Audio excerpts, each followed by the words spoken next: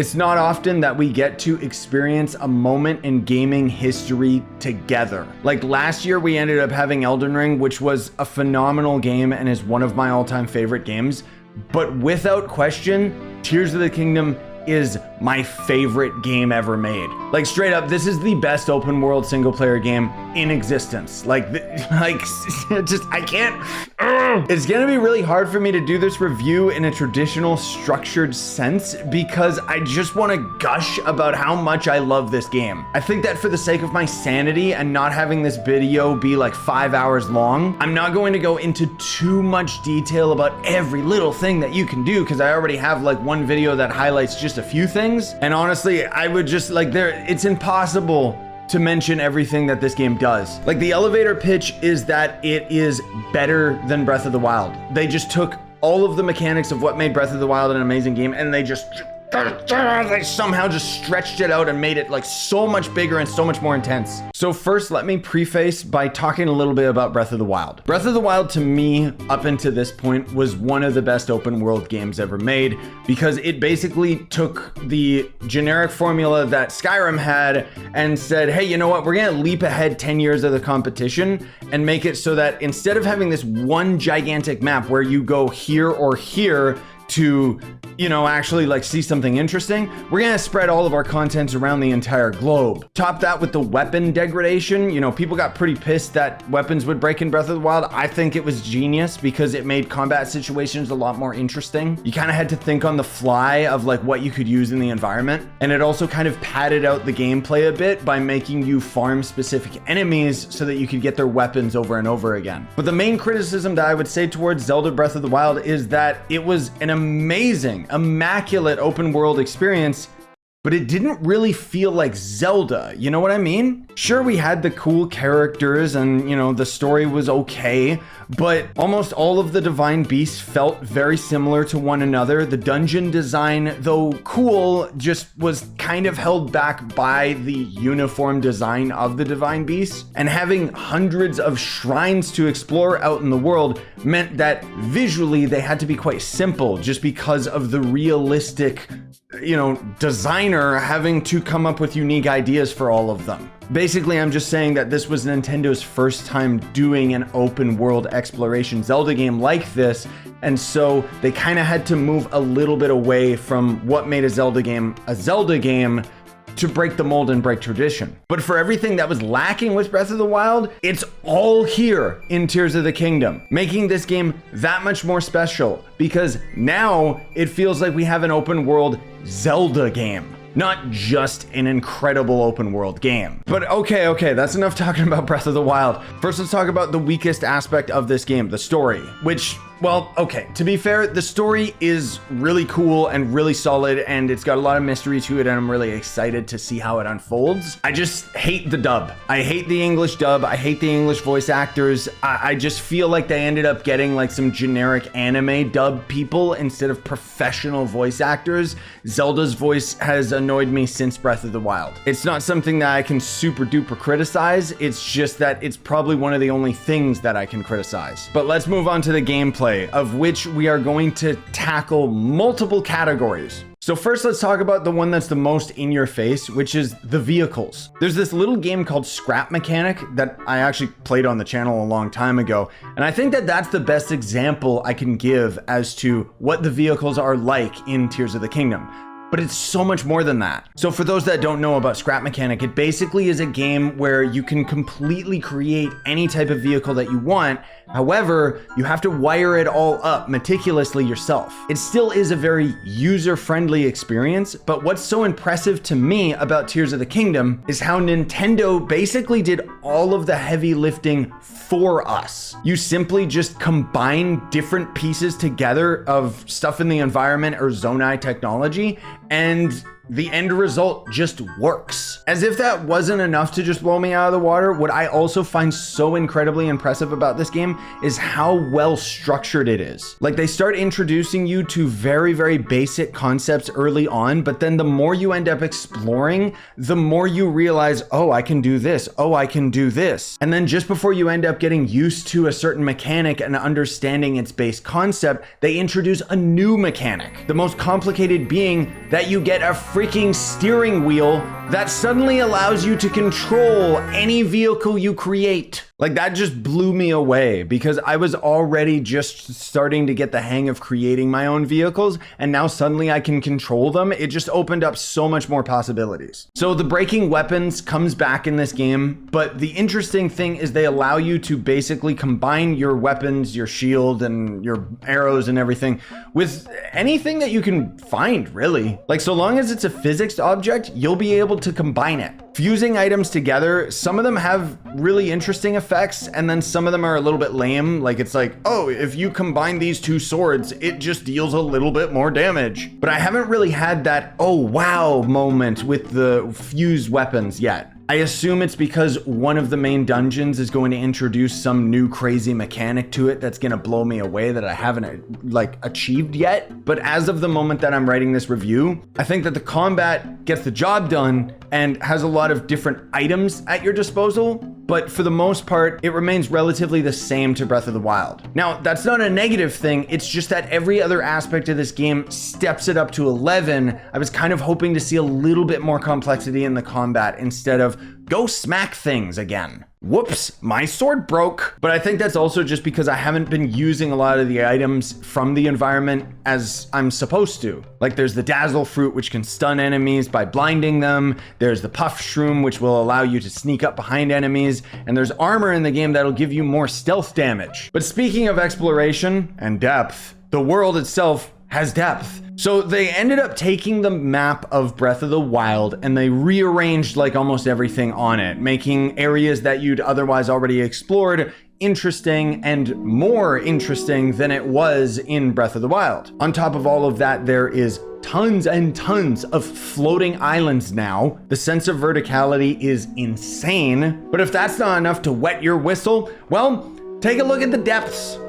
It's literally a pitch black cave that covers the entire size of the map, but underground. Like, that part really blew me away. I haven't spent too much time in the depths, but oh my God, there's just so much to explore in this game. It's insane. So moving back to my issues with Breath of the Wild, which was the lack of Zelda-esque dungeons and just kind of the Zelda feel. Tears of the Kingdom feels like a Zelda game, and they're leaning very, very heavily on that Ocarina of Time nostalgia. Like, you have the sages again, you have fully fleshed out dungeons again, and you have incredible power-ups that are honestly better than like Orbosa's Fury and all of that stuff. Like, those power-ups were really cool and helped a lot with exploration, but these new power-ups, which I'm not gonna show you just because, spoilers, just trust me, they're actually like really, really cool and functional. The other big thing that just blows me away with this game is the fact that they've taken this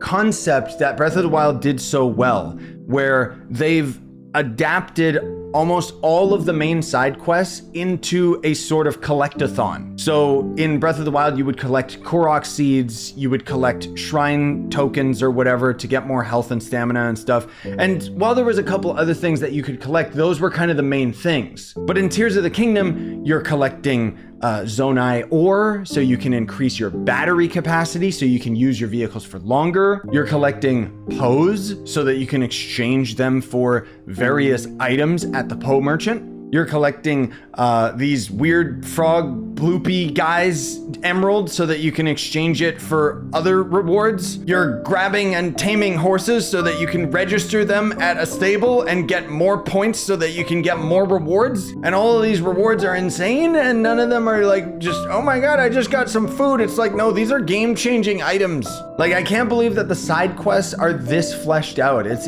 insane. But okay. We'd be here all day if we talked about the gameplay. Let's talk about the graphics, which the graphics honestly they're comparable, they're good, they're fine. I've seen a lot of people complaining that this game is in 30 frames, but you gotta remember a couple things about Breath of the Wild. Breath of the Wild was at 22 or 24 frames per second or something like that, and it was still very unstable. The main reasons for that is because Breath of the Wild was actually designed with the Wii U hardware in mind, and then they just kind of patched it together so that it would work on the Switch as well. Tears of the Kingdom is designed from the ground up with the Switch in mind. And I'm still hoping that later this year, we're going to get a more powerful Switch so that I could play this game at steady 60 frames or at higher resolution.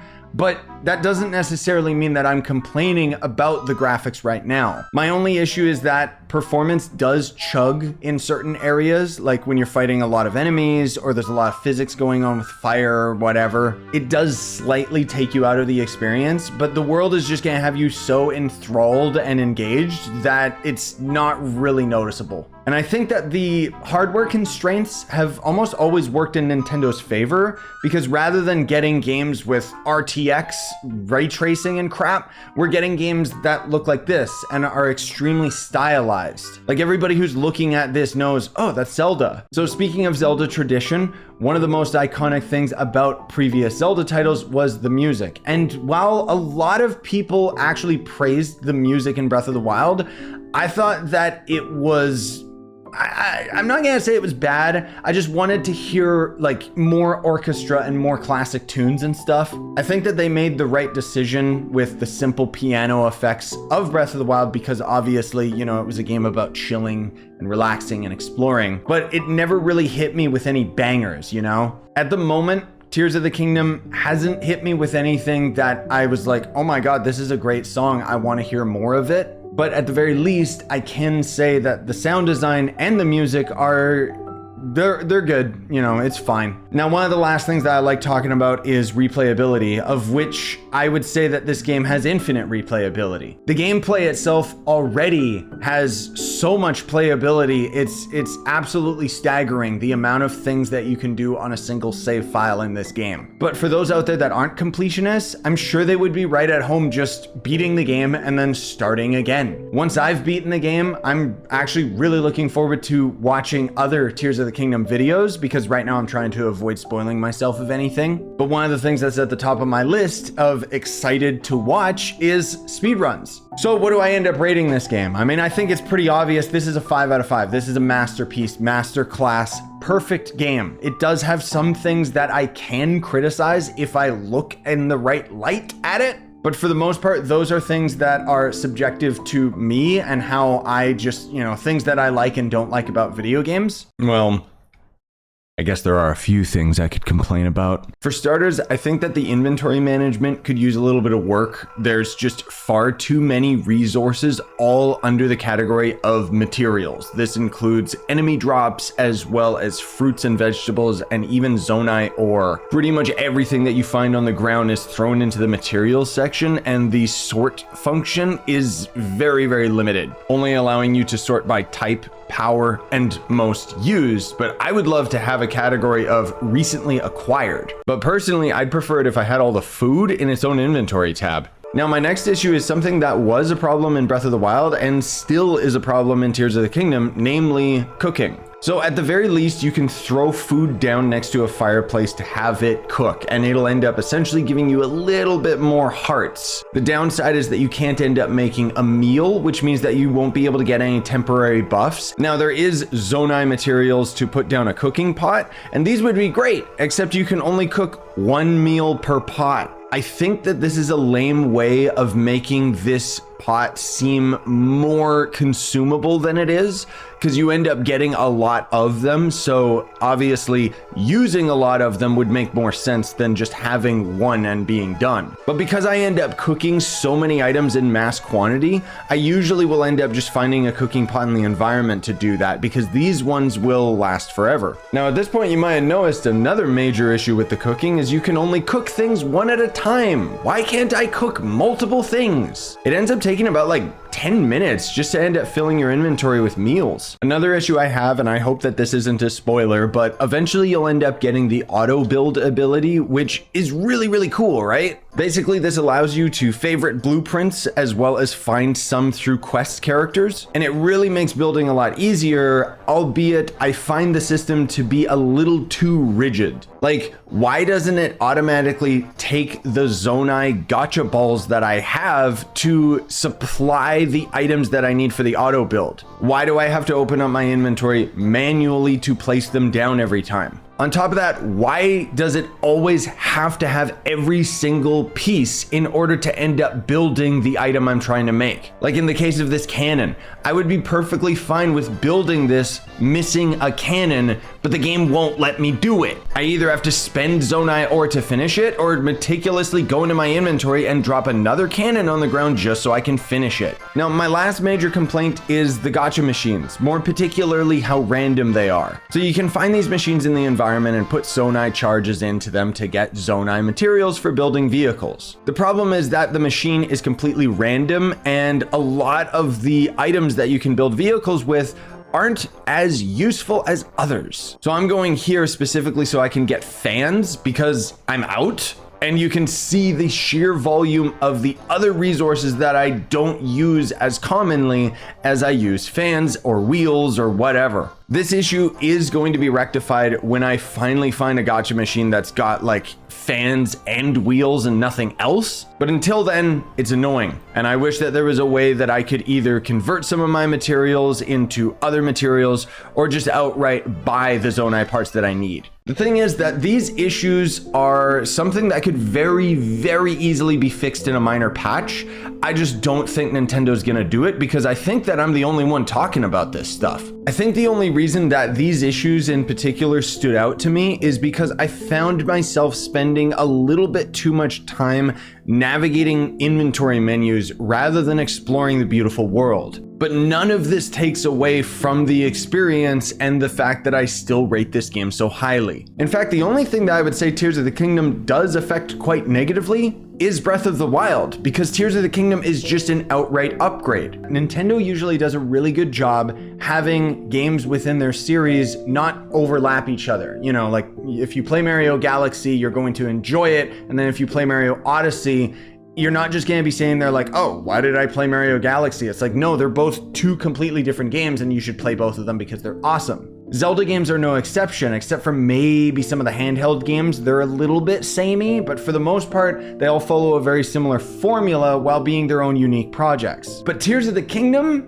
makes it difficult for me to suggest someone would play Breath of the Wild. I think that the best experience you can have would be playing through Breath of the Wild and then coming to Tears of the Kingdom because you would appreciate the changes more. But as far as the leap from one game to another is Breath of the Wild versus Tears of the Kingdom, Tears of the Kingdom absolutely destroys Breath of the Wild. I think that a lot of that has to do with the core mechanics remaining quite similar and the fact that the map is also quite similar. The thing is that with Tears of the Kingdom, it is basically a huge quality of life patch over the entire game, while also adding so much more to the experience. The technological side of things already impresses my mind, but the fact that there can be so many people working so passionately towards this one end game product is what touches my heart. Because like I said, Breath of the Wild was an incredible open world game, albeit it didn't quite feel 100% like a Zelda game. So now they've kind of married the two ideas of having the incredible open world of Breath of the Wild, but now it feels like Zelda.